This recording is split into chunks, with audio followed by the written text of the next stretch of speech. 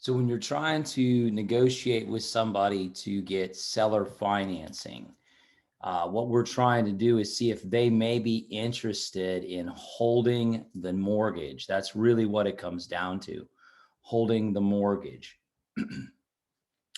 So when we get somebody to hold the mortgage, what we basically have to inform them is that they may have some tax benefits.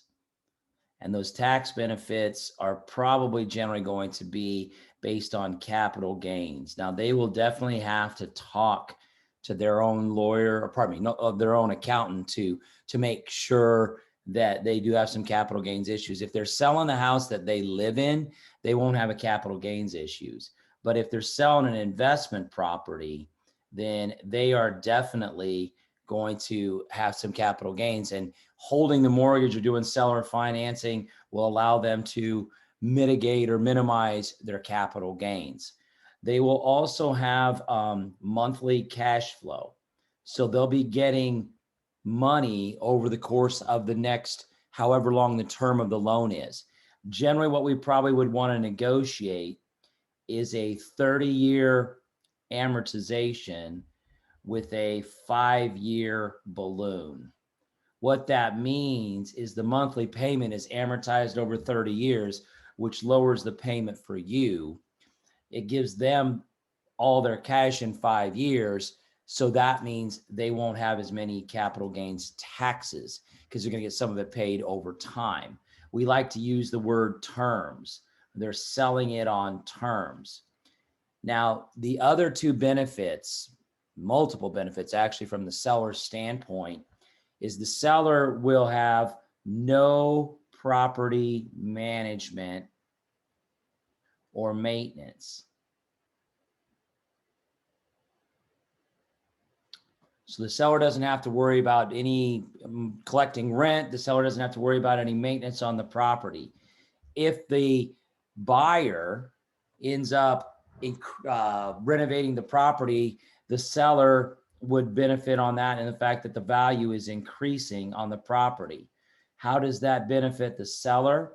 The reason it benefits the seller is because when the value is increasing, they have control of the property, which means if you don't pay them, they could foreclose on you just like a bank.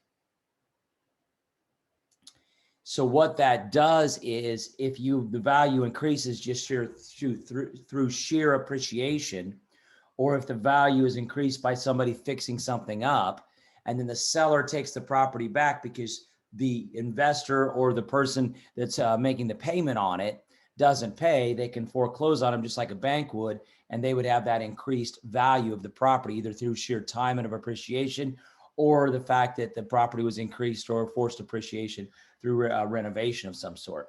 The other thing that happens is if we have a 5-year balloon, if we're paying every month,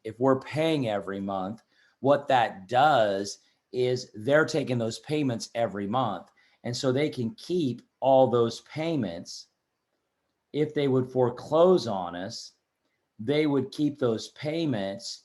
And what would happen is they're going to end up making a lot more for the house over time if we don't follow through with the seller financing. If we follow through, they're going to get a total wealth accumulation of whatever those monthly payments are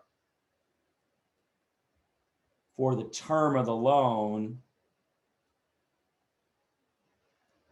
Any interest that is made in that time frame, and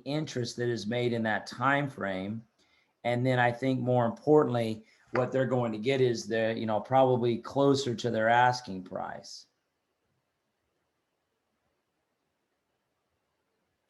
So you got a situation here where when you are negotiating for seller financing, you're basically saying they don't have to worry about any of the property management or anything like that. They're going to get control of the property, or they keep control of the property. If you don't pay them, they can take the property back. So I wouldn't get into every one of these issues with a seller on a seller financing. I would say they can probably have some capital gains tax benefits. There's monthly cash flow. They don't have any property management or maintenance. They can control the property. If you don't pay them, they can take the property back.